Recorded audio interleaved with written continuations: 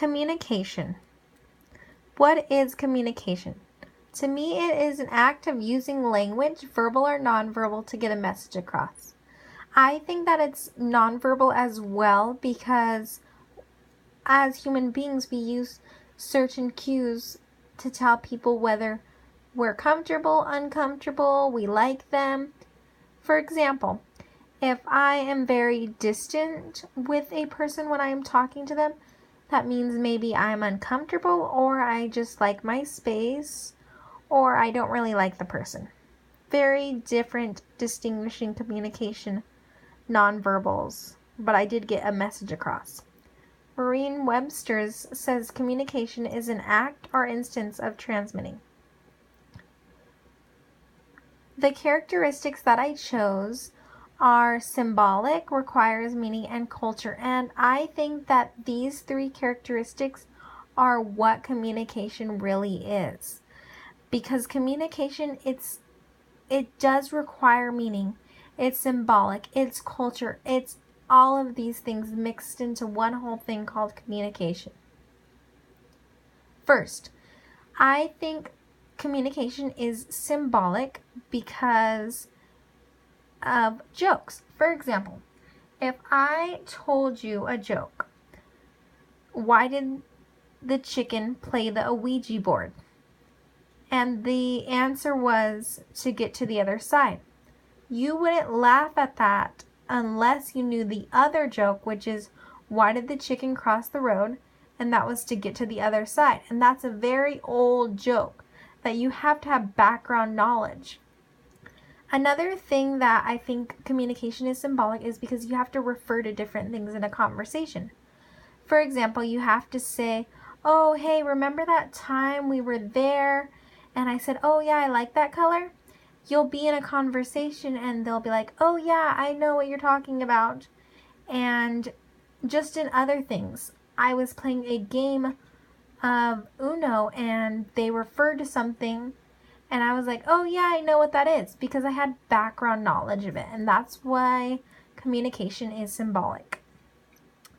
Next, it requires meaning. I think that the whole reason why we communicate is for a purpose.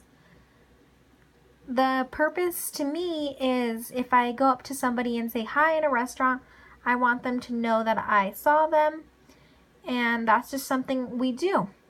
And also to have relationships. In any relationship, if you don't communicate, it's a very big factor of your relationship. You want to communicate your problems, communicate your interests, communicate everything that's happened in your life.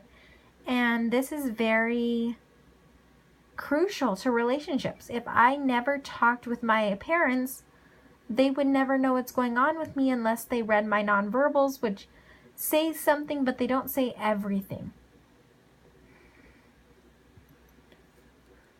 Lastly, culture. Family has a lot to do with culture. For example, a lot of people in my family tell me I talk like my aunt. And I don't know how I did that, but I do. And family relates to culture, relates to communication, because I speak English because I was raised speaking English. That's just my first language, so I'm probably the best at it, and I learned how to communicate. It's one language. It's not all of my languages that I could learn in my lifetime, but your culture has something to do with the way you communicate and the way you talk. Social norms are a big part of communication, I think, because back to the example of communicating in a store. If somebody waved at me and I didn't wave back, or I acknowledged them and they didn't acknowledge me, in this culture, they would perceive that as rude. And that is something that's just a culture thing. It might not be in another place in South America, but it's here. Lastly, skills of value. I think practicing is something that's very valuable. And being prepared. Flashcards are a great thing if you're going to do this. Just talking off the top of your head, and also having that background knowledge for you. Conclusion.